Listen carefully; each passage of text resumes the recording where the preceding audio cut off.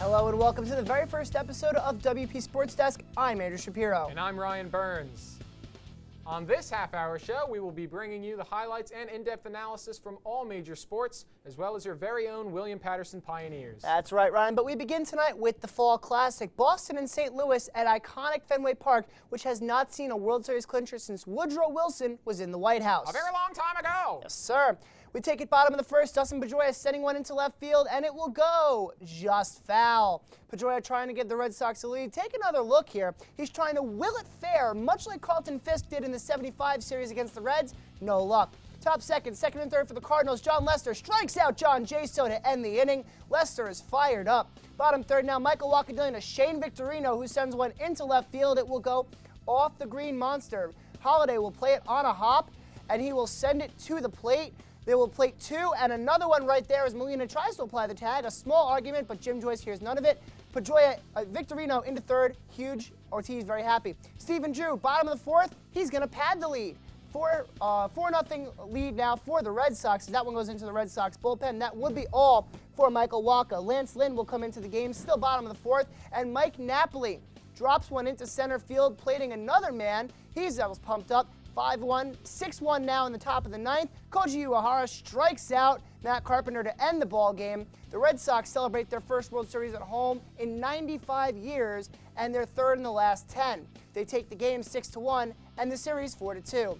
After the game, World Series MVP David Ortiz had this to say about what winning this World Series meant to him. Right now, we're going through the motion, and winning the World Series, competing against so many great teams, and when nobody gives us any thoughts, winning this World Series is special. I think it might be the most special out of all the World Series that I have been part of. I'm joined now by Wyatt, Kalb, and Mason Mills, and guys, the World Series is officially over. The Red Sox have now won 3 championships in the last 10 years. Are they officially a dynasty?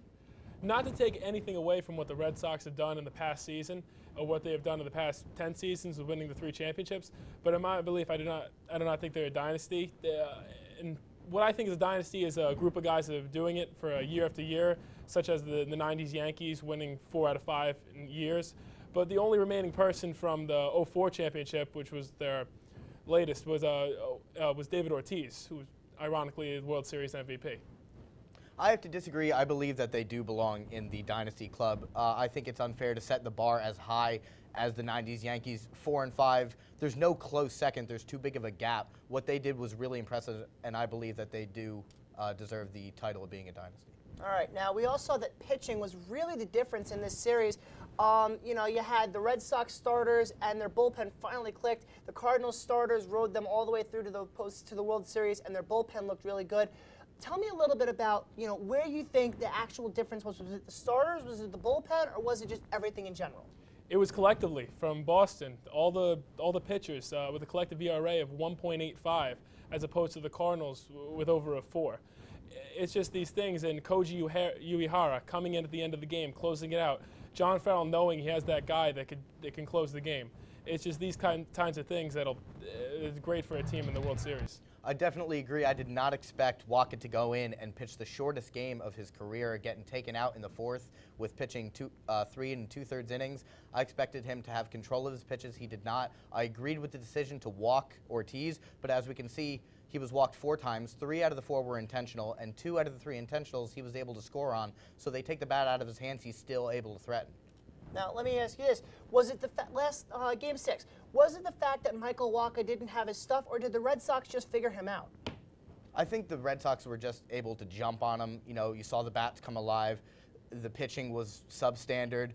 Again, I did not expect the performance that we saw. Again, Ortiz, I feel, was the main strike force for the Red Sox. He came up, he batted a 6.88 ERA in the series.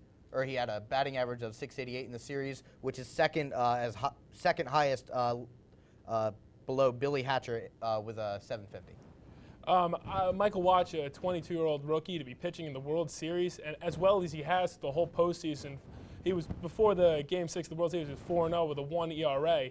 That for a 22-year-old rookie to keep that up, that's just too much to ask for. I thought before the game was going to happen, the Red Sox were just going to have too much firepower and they were going to get to him. All right. So let me ask you this. This is Carlos Beltran's first appearance in the World Series.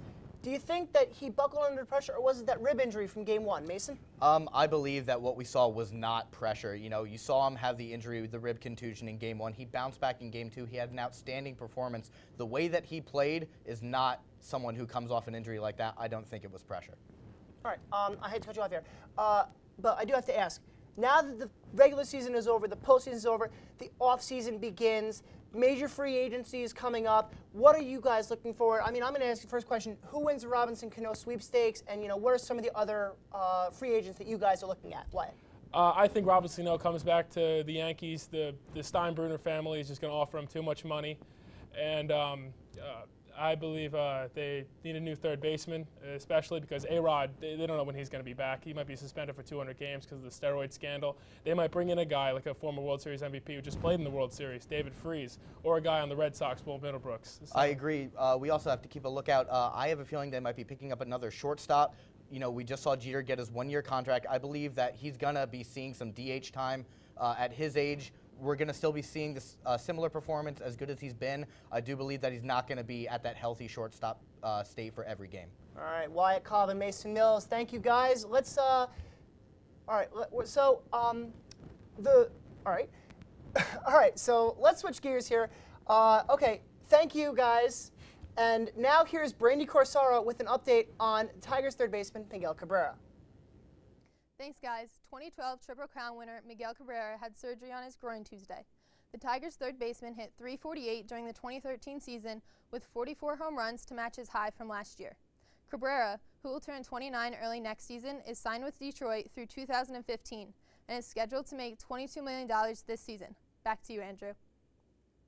Brandy, don't go anywhere, because when we come back, we will break down the Knicks and Nets as they begin their regular seasons in the NBA. You are watching the WP Sports Desk. If you drive buzzed, it could cost you around $10,000. You'll face major legal fees, major fines, and steep insurance penalties. You could lose everything. Buzzed, busted, and broke, because buzz driving is drunk driving.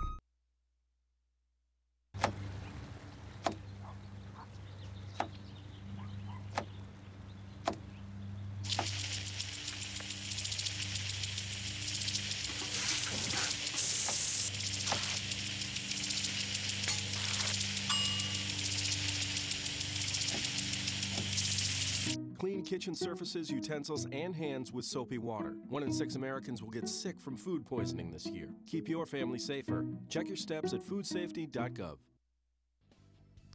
Welcome back to WP Sports Desk. I'm Ryan Burns. Switching gears, the New York Knicks opened their season at home with a victory over Milwaukee, but now they go into Chicago to face Derrick Rose in what will be his first home game since getting hurt in the playoffs 2 years ago. Let's take a look at the highlights now. You see Derrick Rose being introduced there. We're going to see him in some action in the second quarter. He's going to take the ball and steal it away. I don't know what he's going to do here, but he's definitely going to get the ball to his man for the scoop. Let's take another look. Derrick Rose, the quickness, the athleticism, getting that ball to Luol Deng. He's pumped right there. Now let's go to the fourth quarter. End of the game, 7 seconds left. Rose with the teardrop nails it for the win. 82-81 over the Knicks. The score would stick. Let's take another look. He's going right over Ray Felton and Tyson Chandler right here. A look from the baseline is going to show you that no one could defend this ball right here. Derrick Rose is too quick. He's got the hops, and he's got the skill to make that teardropper right there.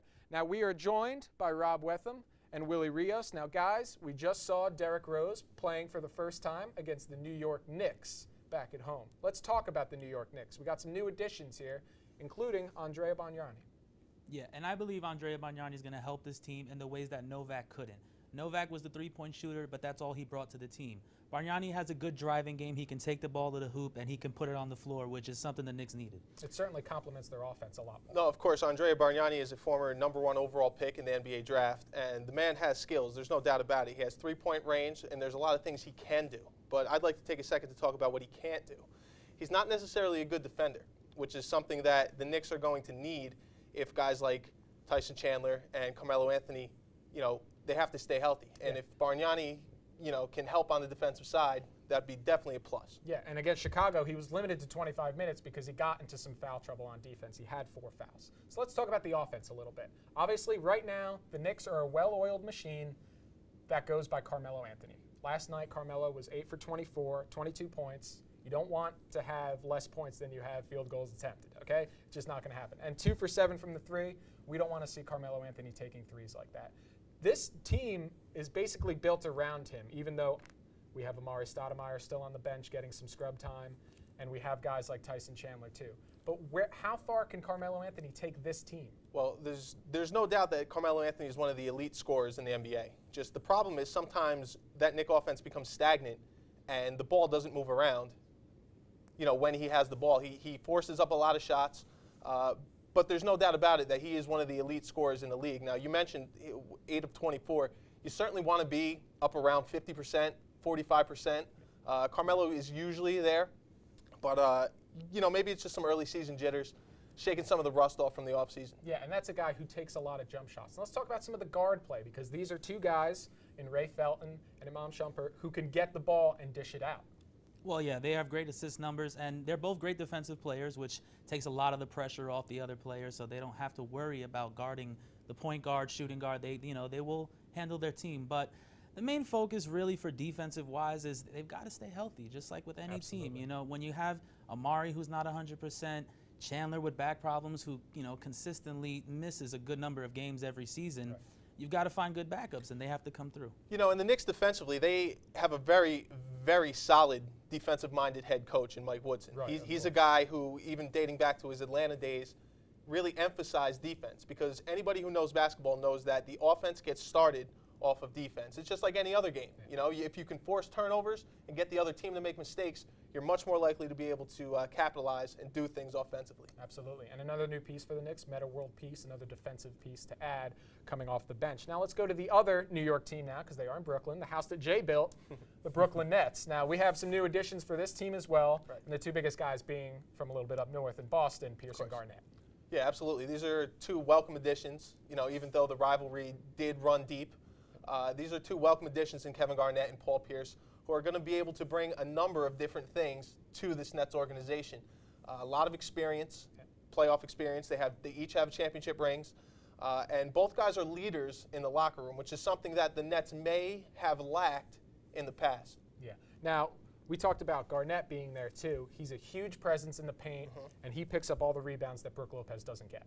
That's right. Garnett helps more defensive-wise. Offensively-wise, he has a great mid-range jumper, great low-post presence. But I think the main factor that he's going to contribute with is his leadership.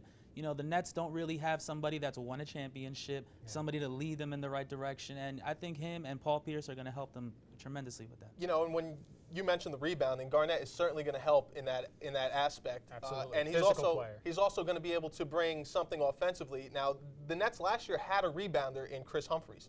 However, he never brought anything to the table in terms of offense.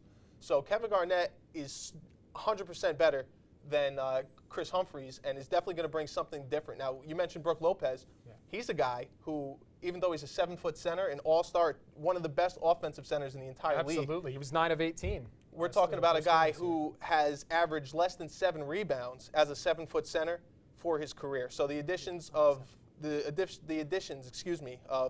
Garnett and the re-signing of Andre Bloch in the offseason is certainly going to help in terms of rebounding. Now, on any team, Pierce and Garnett would be huge pieces to a team. They're not even the 2 best players on this team. Right. We have Darren Williams running the show, who's arguably, along with Chris Paul, one of the better point guards in the game. And we still have Joe Johnson as well. This is great guard play that the Nets have. Oh, excellent guard play. They have 2 solid all-star guards that lead the team. And not to mention they have Jason Terry off the bench now, who also came over from Boston, who leads the team off the bench. But the biggest factor really is going to come down to whether or not Darren Williams can stay healthy, and just like Joe Johnson. Now, we've seen a lot of different kinds of games from Darren Williams. We've seen him put up 40, and we've seen him send out 15 dimes. Right. He'll grab 15 assists any night he wants to. With this kind of team, do you think he's going to be more of a facilitator rather than a shooter? Personally, I think Darren Williams is going to do whatever he needs to do on a nightly basis. When you look at a team like the Nets, the way they're constructed, they have a guy at each position who can do multiple things. So when you look at a guy like Darren Williams, he can score 20 points if he needs to. Yeah. He can drop 15 dimes, like you said. He's a matchup nightmare for any point guard in the NBA, and he's one of the few guys that can actually give Chris Paul problems. Yeah. The main issue with this with this New Jersey Nets team, this Brooklyn Nets team. I'm sorry, I'm still stuck in the 90s. Stuck in East Rutherford. With this Brooklyn Nets team, the main issue is going to be, as we alluded to earlier, whether or not they're going to be able to stay healthy. Because Brook Lopez is a guy who's had numerous injury problems, especially with his feet. Right. Kevin Garnett is old. Paul Pierce is now old. Andrei Kirilenko, a guy with back problems. Joe Johnson, coming off of plantar fasciitis. Yep. In the playoffs last year, he was struggling, let's just say, down the stretch. Yeah. And then another key thing is Jason Kidd is a first-year head coach. Exactly. These are all concerns that a first-year head coach, the one point guard that we didn't talk about, Jason Kidd, are all going to have to deal with. But you know what? That's just the comings and goings that happen with coaching an NBA franchise. Jason Kidd of the New Jersey Nets. Yeah. The Brooklyn Nets. Now, speaking of another new coach, Brandy has an update on the Boston Celtics. Brandy, take it away. Thanks, guys. The Celtics lost their first game of the season 93-87 against the Toronto Raptors. Probably not the start the season first-year head coach Brad Stevens was looking for. The Celtics were out-rebounded in the game 48-33, but Stevens said he saw plenty of positives during the game. Back to you, Ryan. Thanks, Brandy. When we come back, I'll be sitting down with Rob Wetham to discuss everything you need to know about the William Patterson Pioneers football team. Don't go anywhere.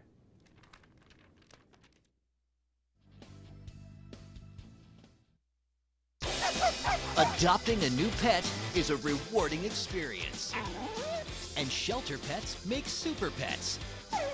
Your new best friend will steal your heart, bring you happiness, and enrich your life for years to come. You can make a difference in the life of an animal. Adopt and bring home a shelter pet today. To find out more, visit theshelterpetproject.org.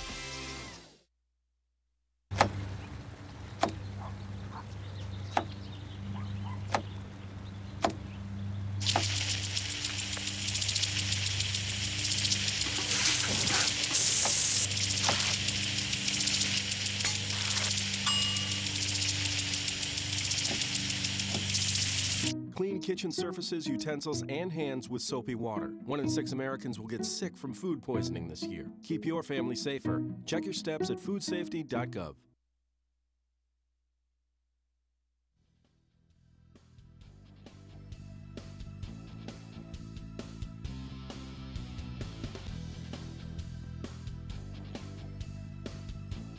Hello and welcome back to WP Sports Desk. I'm Ryan Burns and I'm joined here by Rob Wetham to discuss William Patterson sports. Now, Rob here hosts the NJAC Gridiron Show on the z108sports.podbean.com.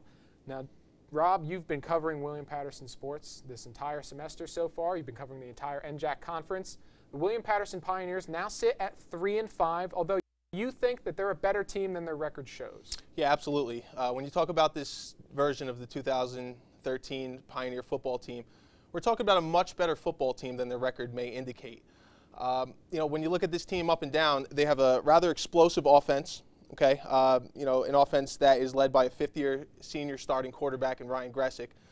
You also have multiple running backs that this team uses. The problem this year, Ryan, has been injuries, and I know that's something you want to further explore a little bit later. Yeah, we'll talk about injuries in just a bit, but you mentioned fifth-year senior Ryan Gressick, 62% completion percentage this year, over 2,200 yards, 17 touchdowns, and 7 interceptions. The offense has really been working for the Pioneers this year. Yeah, absolutely. This Pioneer team has been very, very explosive this year. They've been able to put up points in bunches, which is something that, bodes well for any football team. Of course. The problem with this football team is on offense, they haven't been able to run the ball very efficiently.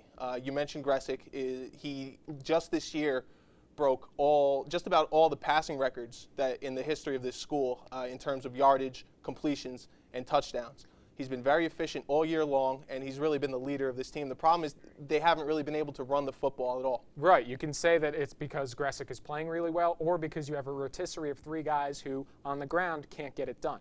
Now, from offense to defense, the Pioneers have a new defensive coordinator, former NFL player from the Giants, Sean Williams. They abolished the bandit defense. They moved into a 3-4. How had that been working out for the Pioneers this year? Well, according to the coaching staff, which I have the opportunity to sit down with every Thursday during the week, the transition has been rather smooth in terms of, schematically and, what the players have to do. The problem really, has been with the players getting hurt. Their entire starting defensive line that they expected to have during the season to start with, they're out for the entire season with injuries. They're now on, the reserve list. They can't play. Quentin Witherspoon was a defensive end who transferred from Cortland State up in New York. He's a 6'3", 265-pound monster who was very efficient in stopping the run as well as getting after the passer. He broke his leg in week 1. Webb Geer was a preseason all-conference player, first team. He's now out with a torn labrum, as is Al Kamara, another guy who was a starter at defensive end. So when you switch to a brand new scheme and the players that you thought you were going to have your top guys. Yeah, your top guys aren't there anymore. You're going to struggle. And this is something that the coaching staff has struggled with all season long. Yeah. Now, the season started off on kind of an upside. We had a lot of national attention brought to this team because of the 4 freshmen who, due to an act of honesty, got a whole lot of media attention for leaving money in that store or whatever. So it brought some good publicity. The Pioneers won the first game of the year. They lost 4 out of the next 5, so they never got a rhythm for the entire season. The last game this season is going to be against TCNJ, November 9th. So we're going to see if they can close out this year on a good note. Yeah, the Pioneers, we'll see what happens. I mean, I think the key to this entire season has been the fact that the Pioneers' defense has been injured. Yeah. They've dealt with injuries. And, football is a very physical game, a violent game, and guys do get hurt. Guys get hurt, and it's not always – it doesn't just mean anything when, it's a few guys who come in for plays every now and then. But when you're starters. Yeah, and you're running a new system, and these are the guys that you depended on to anchor that new system, and all of a sudden you don't have those guys, there's going to be confusion. You're going to have sophomores in there. Yep. It's not going to work. Sophomores, freshmen, and, it's okay when those guys are the guys you were counting on in the beginning of the season to get the job done. However, when you lose – seniors and you lose guys that have made plays and know your scheme and just know basically just how to play college football, you're going to have a much better opportunity to win games down the stretch, and the Pioneers just don't have those guys this year. They've done a terrific job just really hanging in there, and for them to even win 3 games this year is definitely something to be said for Coach Flora, Coach Williams, and that coaching staff. I mean, the one thing we can say is that this team obviously does have trust in Coach Flora. He's been here for some time, and something tells me he's not going to be moving for a while. Nope. Well, thank you very much, Rob Wetham. When we come back, Brandy Corsaro will give us her take on what's trending in social media and the NFL.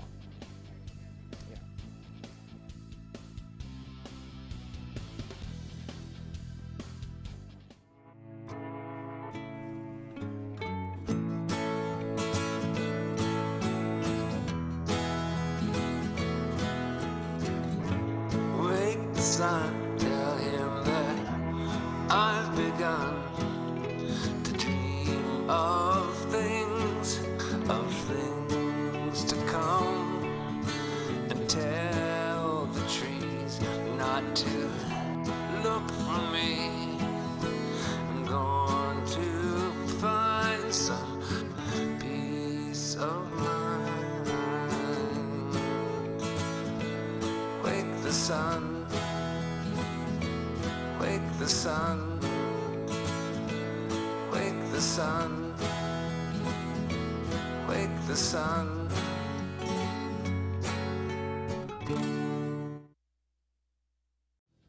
Hello and welcome back to the WP Sports Desk. I'm Andrew Shapiro. And I'm Ryan Burns. Brandy is now here to discuss what's trending on Twitter this week. Thanks, guys. And now we'll take a look at what's trending in social media. Tampa Bay Buccaneers Pro Bowl defensive tackle Gerald McCoy is being questioned for his gesture this past weekend when he helped an opponent off the ground in their game against the Carolina Panthers. It is reported that the defensive tackle was questioned by coaches for this gesture. McCoy stated, quote, "They got upset with me because I helped somebody up. So what? I don't care. Kiss my butt." End quote. McCoy would later take to Twitter to clear up the whole misunderstanding. He stated, quote, "Whoa, I never said I was yelled at or even ridiculed for helping people up. And I didn't name names. Don't misquote me or make up nonsense." End quote. He went on to say, quote, "Don't make my coaches out to be bad people, because they're not. They look out for me the most, so kill the nonsense, please," end quote. In other NFL news, Miami Dolphins offensive lineman Jonathan Martin has taken a leave of absence from the team following an apparent case bullying in the locker room. Many Dolphins players felt it was nothing out of the ordinary, but Martin felt otherwise. He is currently with his family and seeking counseling. When he does decide to return, Dolphins players said they will be there to welcome him back. As for Martin, he stated yesterday, quote, "Happy Halloween. Don't believe everything you read," end quote. Following last night's loss to the Miami Dolphins, the Cincinnati Bengals received news that they lost their Pro Bowl defensive tackle, Geno Atkins, for the rest of the year with an ACL injury. Atkins stated, quote, "A heartfelt thank you for all your prayers, well wishes, and support. I'm doing great and in good spirits in spite of the obvious news." Atkins went on to say, quote, "I look forward to a quick recovery and can't wait to get back on the field next year," end quote. That's it from the Twitter world. Back to you guys at the desk. Thank you, Brandy. That's going to about do it here on WP Sports Desk. Andrew, do you have any final thoughts? Oh, I do. That now that the World Series is over, we're shifting into winter sports, and as a hockey fan, I'm very excited. The NHL is going to start heating up. The NBA is heating up. NFL is starting to wind down, which means we're getting closer to postseason, so I'm really looking forward to that. Ryan? I'm still a little excited about the NFL. We've been seeing a lot of ACL injuries, but let's go back to the case of Jonathan Martin. Yes, let's. I mean, you got to believe in a professional locker room that something like that, like hazing or maybe even bullying, is just something that's accepted and wide known. But if it was something where they're targeting Martin for a reason or it's just on him, then that doesn't need to happen in a professional locker room. Not at all. That kind of stuff is amateurish, and it shouldn't belong anywhere near the professional Except level. the control room of our show, of course. Thanks for joining us here on WP Sports Desk. For everyone here, I'm Ryan Burns. And I'm Andrew Shapiro. Have a great night.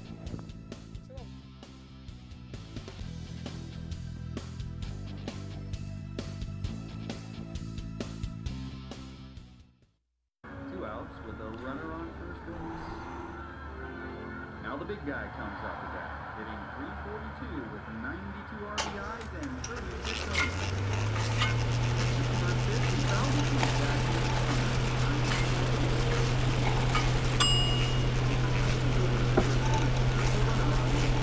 homers. Chill raw and prepared foods promptly. 1 in 6 Americans will get sick from food poisoning this year. Keep your family safer. Check your steps at foodsafety.gov. People think I'm trash, but they're wrong. Today, I'm just an aluminum can, but one day, I could be a stadium.